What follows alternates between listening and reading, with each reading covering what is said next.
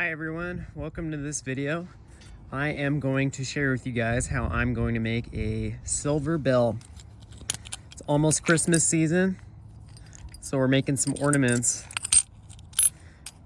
This is a fun new way to make a functional piece of art, and it's solid silver. Some of these coins are a little bit older, a little worn.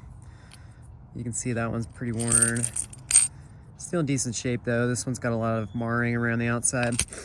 So we're going to be using these coins to make our bell.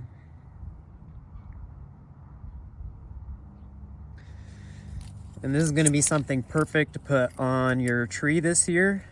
A great gift for somebody. With the price of silver right now, it is a little expensive. I mean, just the silver value here is about $50.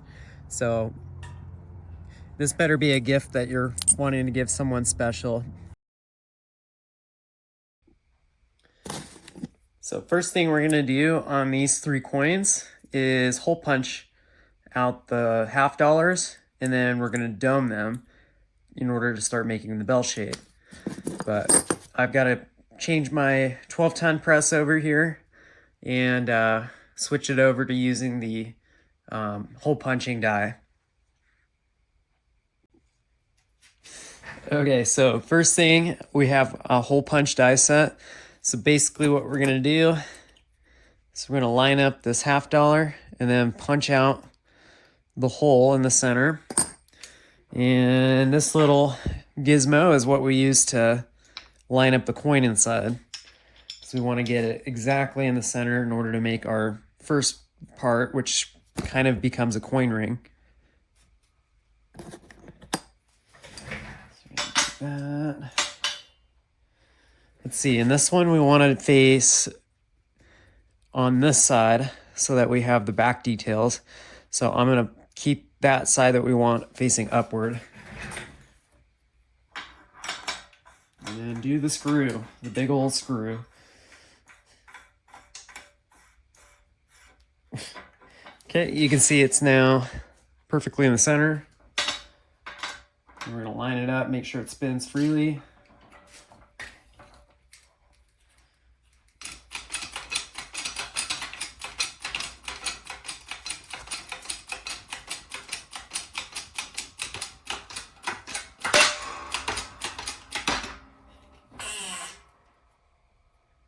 Ta-da! Look at that magic. Perfect little punch hole. And then we'll save that as scrap to reuse as jewelry.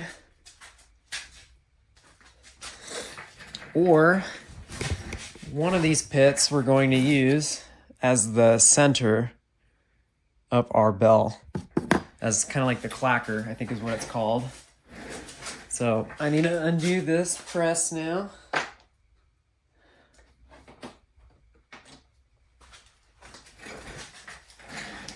Real fun stuff. But you gotta admit, like, working with tools is pretty fucking awesome all day long. So we got a smaller die that's gonna push the bottom out, and it's gonna pop out like that. And then all y'all got to do is get a more stable camera display, apparently.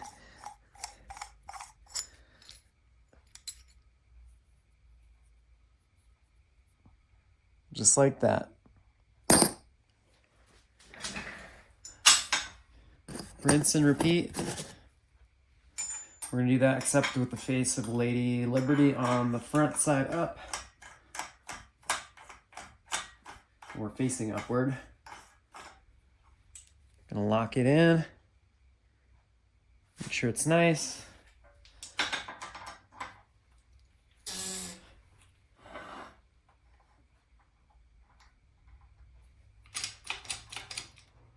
Ideally, we want to get it right in the center.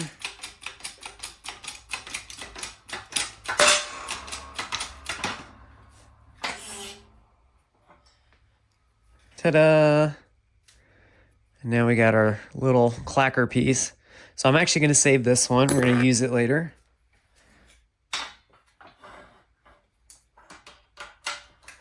And push that die back out so we can use it again. but not for this project.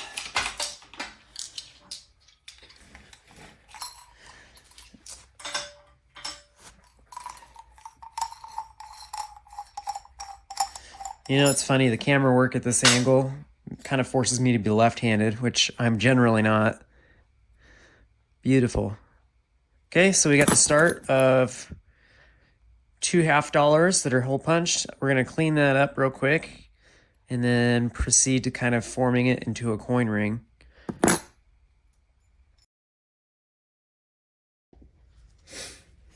All right, so now what we're gonna do, now that we have both of our $half hole punched, we kept one of our pits, what I like to call them. It's gonna be the clacker on the inside of the bell.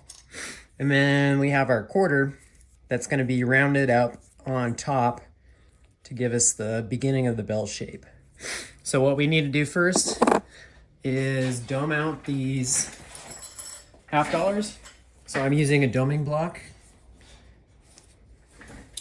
And we're gonna do 2 different sides. So this one is gonna be facing this way, and this one's gonna be facing this way. So they need to be facing down on the inside of your block here.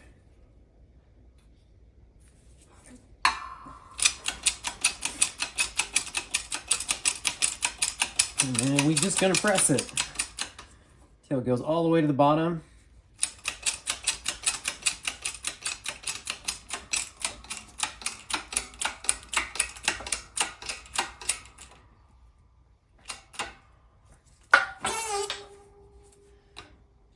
Okay.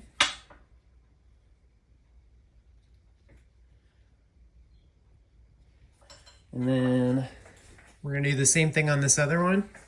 So this one is gonna be in the middle, and this one is gonna be on the bottom. So this one we need to keep a larger bell shape, but we're still gonna be using this guy to flatten it down or to dome it down.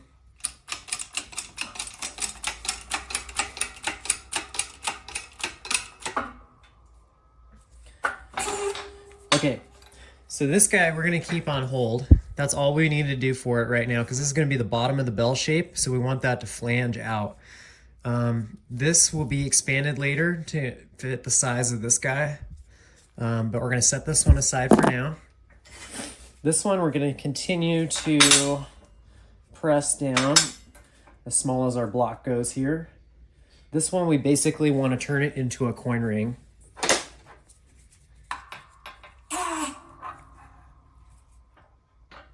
So the goal is to make this middle part as small as you can. And it depends on how big your hole sizes and your doming block sizes are. But this is all workable, malleable metal. Okay, so this one is as small as we can get using our doming block.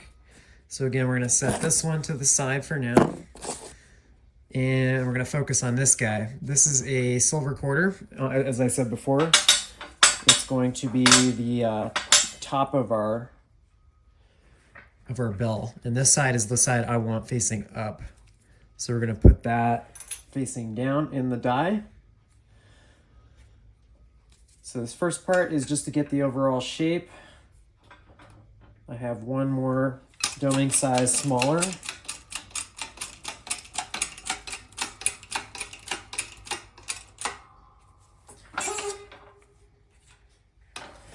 And then I'm going to grab a slightly smaller doming ball head.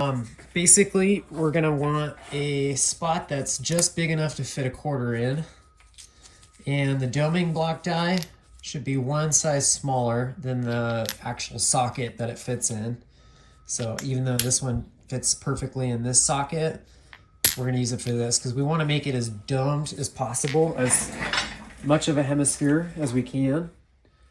And this coin will pretty much be done until assembly. So we're gonna use this guy and try to get as nice of a hemispheric dome as possible.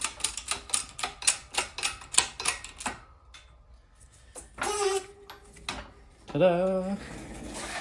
just like that. So we have our silver quarter inside, and this is facing out. So this is going to be the top of our bell. All right, so for this next part, we're going to be using what we call a Swedish die. And basically this is a metal tool that we use so that we're going to put our coin in here. And the die, essentially what it does is it tapers itself as it goes down. And what's happening is you're turning this thick edge inward. And for those of you that have made coin rings before, which we're essentially doing, means we can make smaller sizes for this one. So like typically I could only do a size 10 and above. This time you can actually make it size 8 or 9 because that edge is already moved in so much for you when you're moving on to the coin ring phase. So the goal is to make this as small as we can without hitting the lettering on here and marring it up. The size of the other two coins, when we stretch it, will depend entirely on this middle part because we want them to be flush. So these are excellent little tools. You can find them online.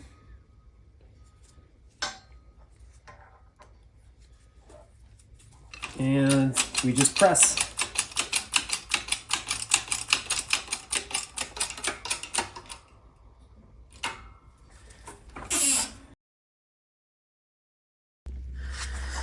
Okay, so what we're gonna do is heat the coins up to a red hot state until you visually see the red color and then quench it. We're basically annealing the metal, so we're softening it so that when we stretch that inner ring that's thick right now, or really small right now, it will not crack or destroy the metal. So we're gonna go ahead and do both the bottom and the middle part. If I can get it so light.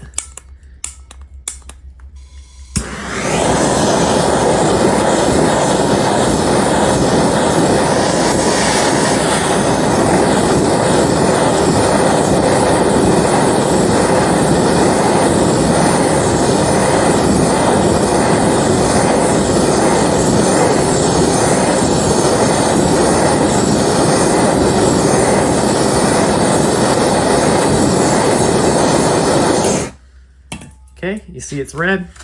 We're gonna let that cool for just a second and then quench it in water.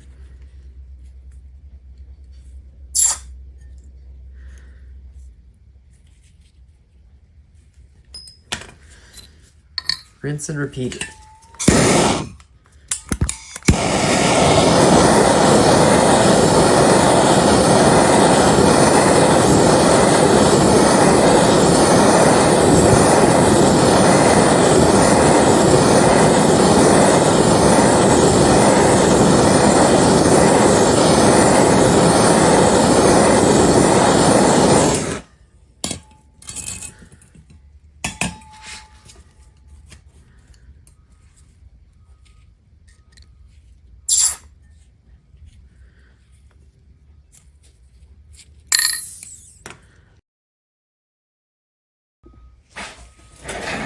And we're just going to keep working it down until we get close to where the marring line is.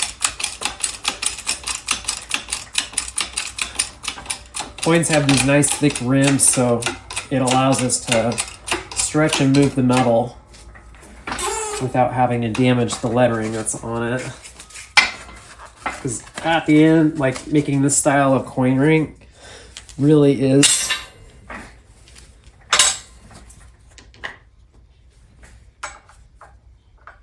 just awesome when you have detail on it.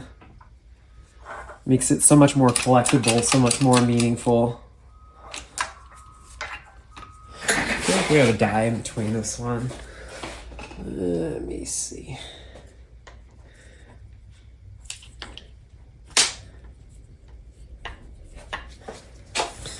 I found it.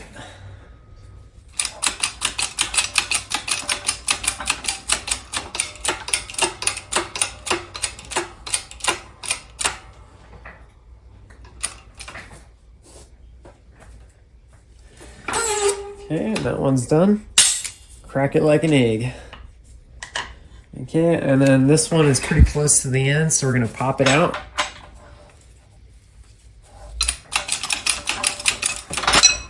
Just like that. And now you got a one size smaller. It's not as flanged out. It's a little bit more straight. We're just going to keep squishing that in until we get close to this edge. Again, this is not the best coin too, so that edge is going to kind of roll on mine a bit. I was using a little bit more of damaged coins to make this bell.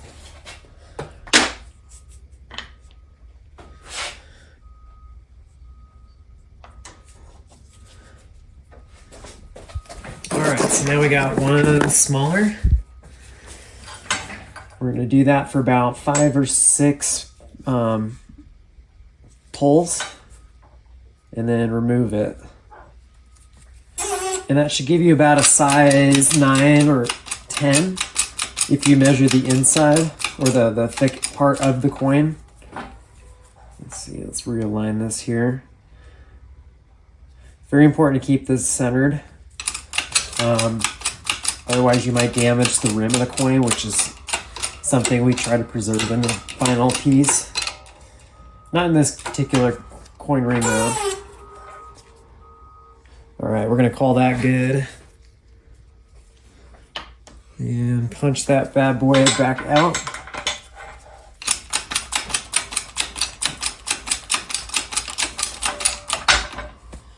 Just like that. Super easy. Yeah, so if you were to measure this side, it should be about a 9 or 10. You can now see the edge is not only straight, but it's curved in a little bit. So we're gonna anneal everything and then start doing the stretching.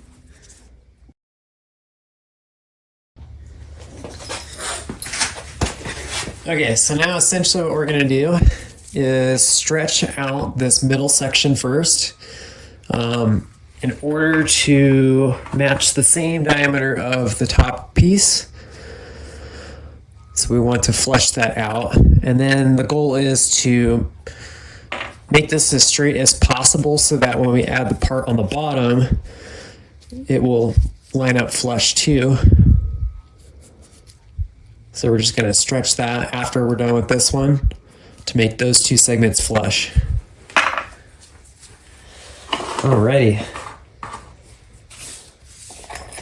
So this is a mandrel sizing machine. Super simple. Has a prong that runs up and down through it, creating a nice little bit of tension, pushing apart those splines. So we're just gently resizing it down.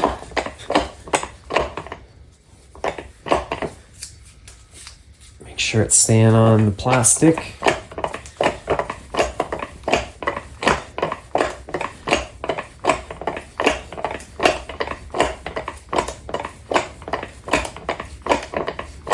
Okay, let's see if we're getting anywhere. It's getting close. There we go, line it up. Still working, let's keep going.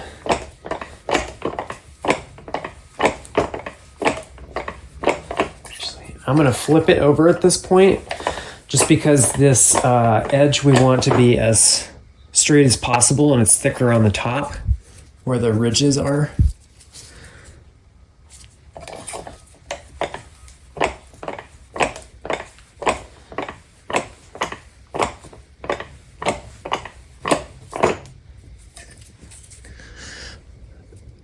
Gotta keep finding the camera. Holy cow. All right. So we're gonna try it again. Line it up. Needs a little bit more. Remember to push that the other way down.